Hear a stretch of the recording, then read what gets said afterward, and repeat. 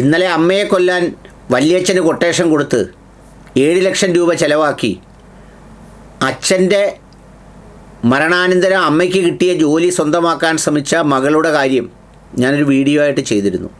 താൻ ജന്മം നൽകിയ മകൾ തന്നെയാണ് ഈ അമ്മയെ കൊല്ലുന്നത്.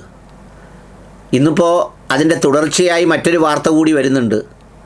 ഈ അച്ഛനെ കൊന്നതും ജോലി സ്വന്തമാക്കാൻ വേണ്ടി ആയിരുന്നോ എന്ന് സംശയിക്കത്തക്ക വിധം അന്വേഷണ ഏജൻസി അതിനെക്കുറിച്ച് അന്വേഷിക്കുന്നുണ്ട്. അച്ഛനെയും ആസൂത്രിതമായി ഇവൾ കൊട്ടേഷനിൽ കൊന്നതാണ് എന്നാണ് വാർത്ത. അതിൽ നമ്മളിപ്പോൾ ജാതി തിരയുന്നില്ല. കാരണം അതിൽ ജാതി തിരഞ്ഞാൽ നമുക്ക് ഒരുപാട് പേരെ കൊല്ലാനുള്ള ഒരു അവസരം അതിലില്ലാത്തതുകൊണ്ട് അത് പോട്ടെ, ഞാൻ അതിലേക്ക് പോകുന്നില്ല. ഇതിൽ എല്ലാവരും മൂക്കത്ത് വിരൽ വെച്ച് ചോദിക്കുന്നൊരു ചോദ്യമുണ്ട്, ഇങ്ങനെയൊക്കെ മോള് ചെയ്യുമോ എന്ന് വിചാരിച്ച്.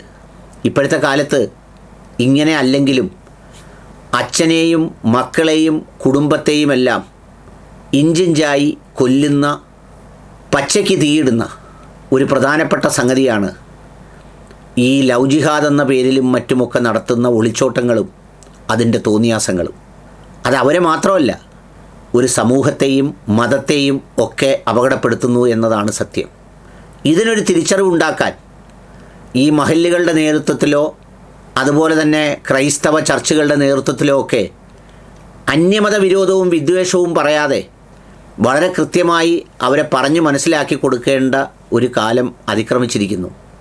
ഈ സുന്ദരിയായ മോനും മോളും ഒന്നും ആ രൂപത്തിലും ഭാവത്തിലും ഗർഭപാത്രത്തിൽ നിന്ന് ഏതെങ്കിലും പ്രത്യേക സ്ഥലത്തൂടി ഇറങ്ങി വന്നതല്ല എന്ന് തിരിച്ചറിയാനുള്ള പ്രായമൊക്കെ അവർക്കുണ്ടാവുമല്ലോ.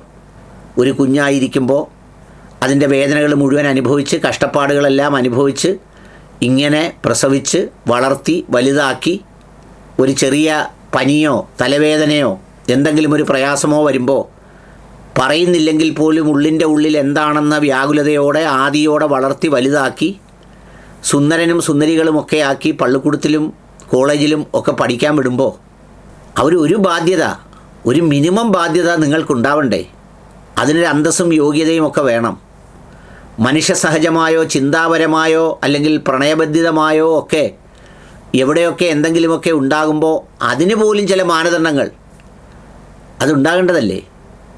ചെരുപ്പിനും പാവാടയ്ക്കും ഉടുപ്പിനും പാൻറ്റിനും നിക്കറിനും എന്ന് വേണ്ട എല്ലാ വസ്തുക്കൾക്കും അതിൻ്റെ ഒരു യോഗ്യമാംവിധമുള്ള ചില നടപടിക്രമങ്ങളും അതിൻ്റെ ഉപയോഗക്ഷമതയും ഉള്ളതുപോലെ ഇതിനും അത്തരത്തിലൊരു സംഗതി ഉണ്ടാകേണ്ടതല്ലേ?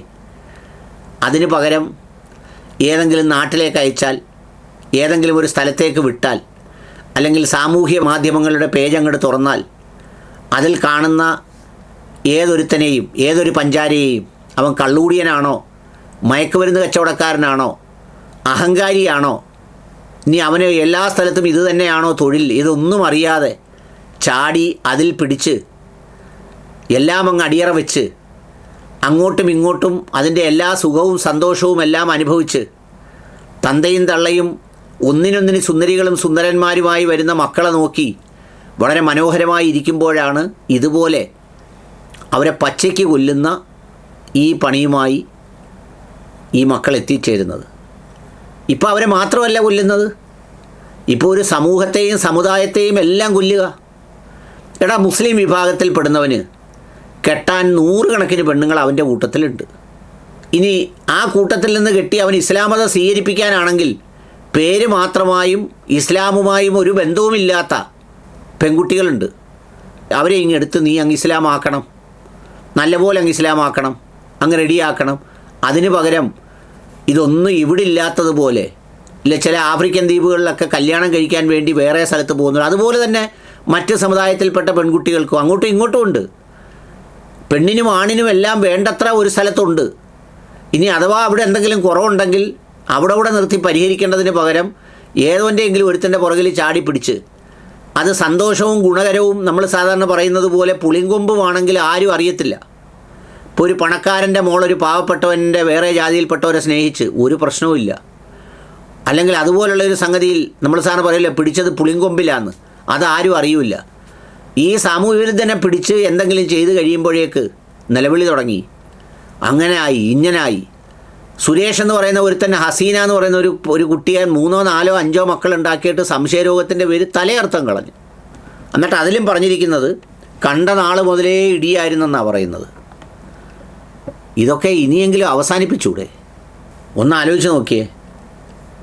സംഗതി ഇപ്പോൾ ഇന്നലെ ഒരു തന്തയും തള്ളയും കായംകുളത്ത് വിഷമിക്കുന്നു, നാണം കെടുന്നു.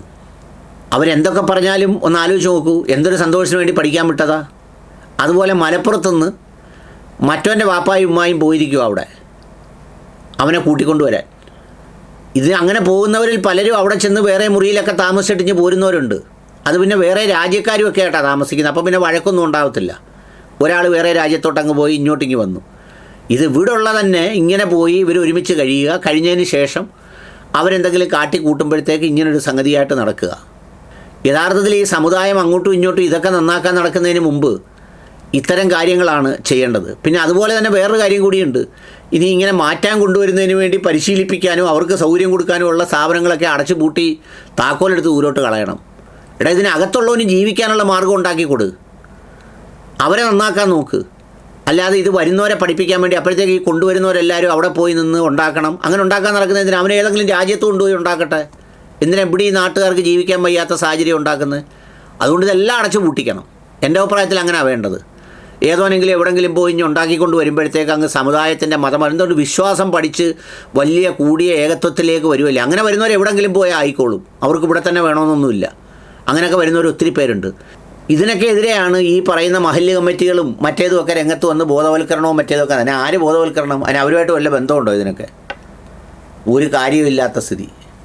അതുകൊണ്ട് ഇത്തരം കാര്യങ്ങൾ പറയാൻ പോലും നടക്കരുത്. അതാ വേണ്ടത്. രണ്ട് പക്ഷത്തും ആരും കൂടരുത്. ചെയ്യുന്നവൻ അനുഭവിക്കട്ടെ, നല്ല ശിക്ഷ കിട്ടണം, നല്ല ശിക്ഷ കിട്ടണം. അതാ വേണ്ടത്. ബോധപൂർവമാണ് അവൻ ചെയ്യുന്നതെങ്കിൽ അവനെയും കണ്ടിച്ചങ്ങ് കളഞ്ഞേക്കണം. അവനങ്ങനെ ഒരു പെണ്ണിൻ്റെ ജീവിതം ഇല്ലാതാക്കിയിട്ട് പിന്നെ എന്തിനാ വേറെ പെണ്ണിൻ്റെ കൂടെ ജീവിക്കുന്നത്? തിരിച്ചാണെങ്കിൽ തിരിച്ചും കൊടുക്കണം. അല്ലാതെ മരിച്ചു കഴിയുമ്പോൾ പിന്നെ അവൾ ഇംഗ്ലീഷിൽ നല്ല മാർക്കുള്ളവളായിരുന്നു, സ്മാർട്ടായിരുന്നു, അതാ ഇതായിരുന്നു പറഞ്ഞ് വീണ്ടും കുളിപ്പിച്ചൊരുക്കി പുറത്തോട്ട് വിടുക.